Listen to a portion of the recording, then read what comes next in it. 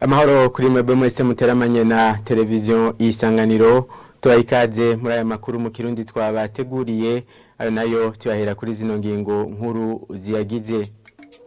Ibihugu vyonona igisenge kurusha ibindi vyaremereye uburyo ibihugu biri mu nzira y'amajambere kugira bihangane n'ihindagurika ry'ibihe.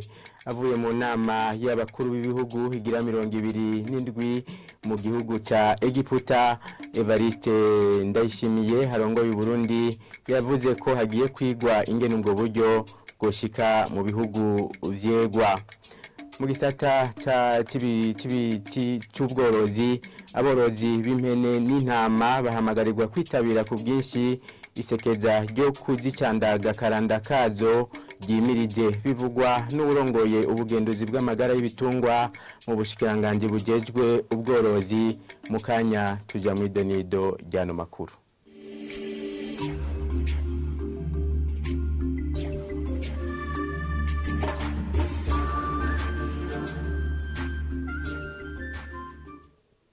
Kaze mwidonido ryano makuru. Ibihugu vyonona igisenge kurusha ibindi vyaremereye uburyo ibihugu biri mu nzira y'amajambere kugira bihangane n'ihindagurika ry'ibihe.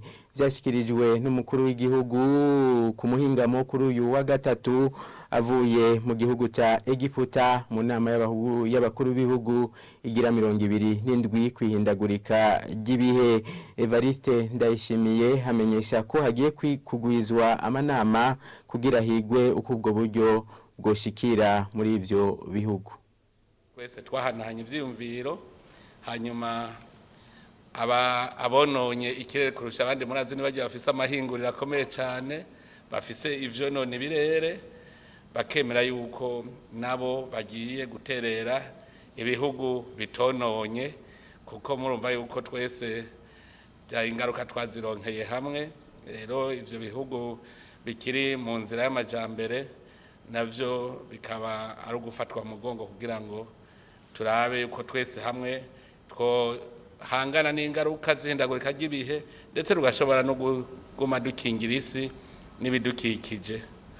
Iyo nama rero navuga nti yagenze neza kuko twararose umwanya umwe wese kuvuga ivyo yiyumvira ndetse bararose n'umwanya wo kutwereka nk'ico biyumvira ku Burundi.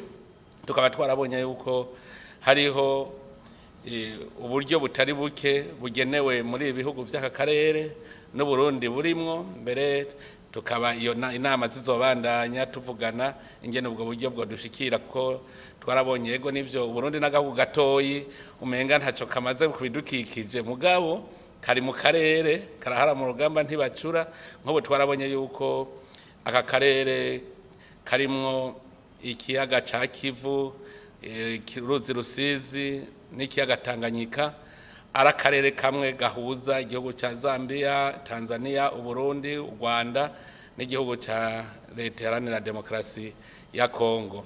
Mwumva yuko gaciye kaba akarere kanini nkaho twarabonye ko koko hagiye kuboneka uburyo buzofasha kugira ngo duhangane n'ibyukikije muri ako karere.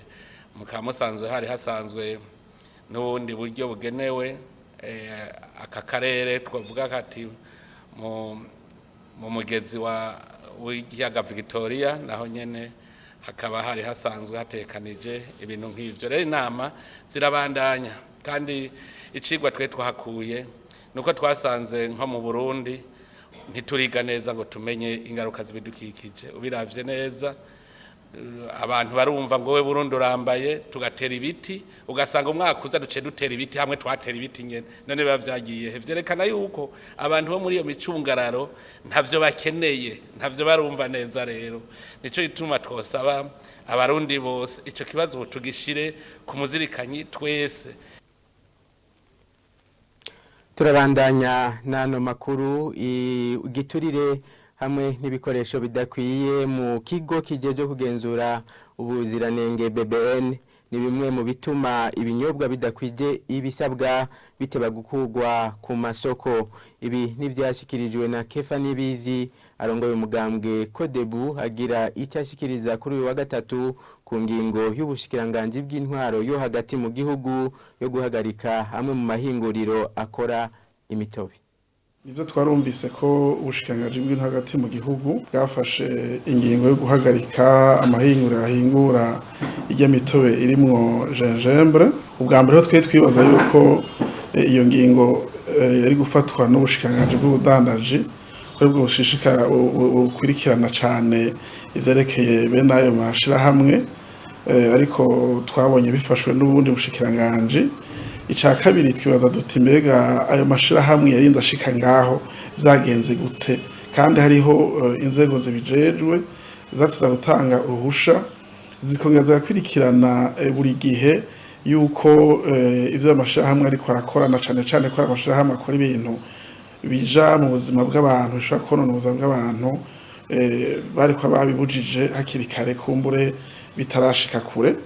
Ivyo rero bwa mbere twebwe tubona yuko biva cane ku ntwari itabereye itagwiriye cane, usanga hani nirangwa n'ibiturire, aho usanga bene abantu bakora bene ivyo bintu bashobora gutanga ibiturire bakarekeranwa mu bintu bitajanye n'amategeko bariko barakora, cyangwa ugasanga hariho kutwitwaririka imirimo ya leta ku babijejwe, cyane ugasanga abantu babijejwe bahawe akazi muga ntibahawe ibikoresho n'uburyo bukwiye gukurikirana bene amashirahamwe ngo bakingire amagara y'abantu.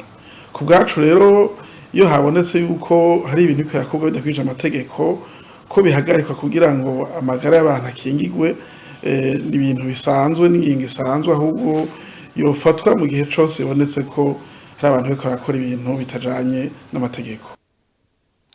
Mu gisata c'ubworozi, gufungura inyama z'impene n'intama bizobandanya mu isekeza ry'imirije ryo kuzicandaga akaranda kazo, kiretse ahariko hatangwa urucanco rw'inyonko yo mu kiyaya ca Rift. Ibi ni bivugwa na Dr.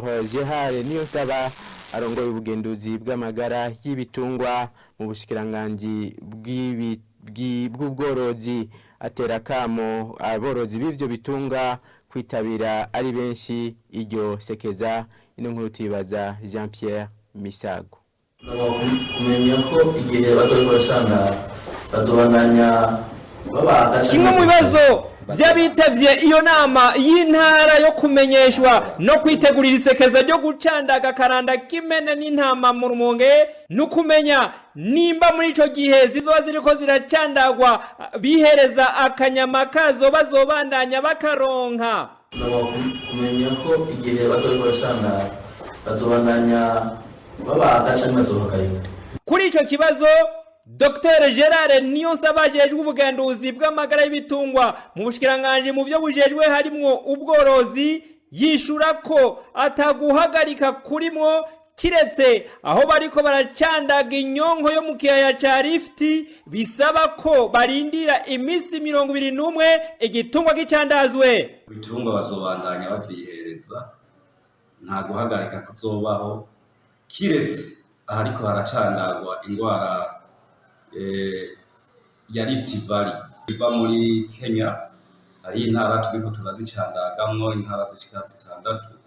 Aho amakomine ariko barabisekeza uno musi bazorindira imisi 21 mugabo ngaha mu Rumonge kwaka karanda k'imene n'intama ibazohagarika ku. Aboneraho gusaba bitavye iyo nama kwitanga umwe wese ko yumuraba kugira ngo iryo sekeza rizotangura kuwa 14 Munyonyo uyu mwaka turimwo, rikazomara imisi 11 rize rigende neza, akamenyesha aborozi ko atana kimwe bazosabwa atari kuzana ibitungwa byabo gusa.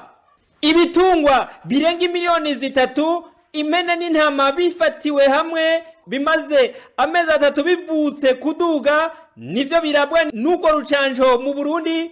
Mu ntara ya Rumonge hagaharugwa impene n'intama zirenga gato ibihumbi 151. Ano makuru tuyarangirize mu gisata c'amagara y'abantu. Guca imvyaro n'igihe umukenyezi aba yahagaritse kuja mu butinyanka canke gusama. Muganga Gabriel Nahayo yanonosoye kuvura indwara z'abakenyezi asigura ko biza ku myaka itandukanye bivanye n'umubiri w'umukenyezi. Ibimenyetso bitangura kwibonekeza imbere yo guca, avuga ko ari byinshi harimwo kujya mu butinyanka kenshi canke gusiba. tumukurikire. Abantu bose ntibiza ku myaka imwe, hariho abantu biza kare hakaba nabo biza bitevye, ariko turavye muri rusangi umuntu yofata imyaka ya 51 hanyuma rero ugaca ufata imyaka y'imbere nko gushika kuri 45 no gushika kuri 55.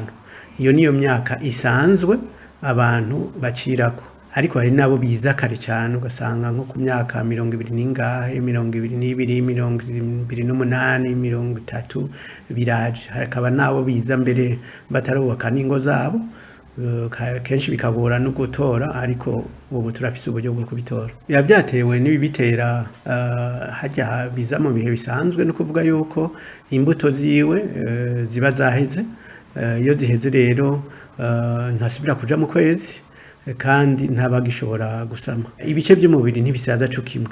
Hariho abantu rero usanga hajya hakora imbuto hamara iminsi myinshi kurusha abandi, bagaheza rero bagaca baca batevye kurusha abandi. Ikimenyetso nyamukuru cyo guca nuko kuja mu butinyanka bihagarara, ugasanga umuntu kuja mu butinyanka ku kwezi byagiye bikamara amezi 12 bitaje. Yashikanye amezi 12 twe duca duharura yuko yaciye burundu. Ariko rero imbere yuko aca burundu hariho ibimenyetso bitari bike. Icambere no kuja mu butinyanka bija biraza bisiba byongera bigaruka, cyo ni ikimenyetso cambere. Hakaba nabandi bagira ibimenyetso ibyo ko aja yumva ashushe akabiri cuya naho bahakanye hama bigaca bigenda. Hakaba n'ibindi bimenyetso bimwe bimwe ushobora kuza ugasanga umuntu aratanguye kuja yibagira, umuntu ugasanga ntagitekanye arashavura kurusha uko yahora, ugasanga umuntu w'umupfasoni ntagishaka umushinga ntaye wiwe, gushaka kurangura amabanga yabubatse biraheza bikagabanuka. Hanyuma mbere no kurangura amabanga araho bigora kubera usanga umubiri wiwe wabaye nk'igiti, nibigaheza ntibyorohe. Ibyo byose ni ibimenyetso bishobora kuza imbere yo guca burundu, bikazoca bikomera cyane yamaze guca burundu. No kuri iyo nkuru rero duciye turangiriza ko amakuru tubateguriye. Reka nshimire mwebwe mwese mwafasha akanya ko kuyakurikira, abandi shimiye ni bagenzi banje bamfashije kuyatorokanya no kuyatosora. Ibindi biganiro birabandanya.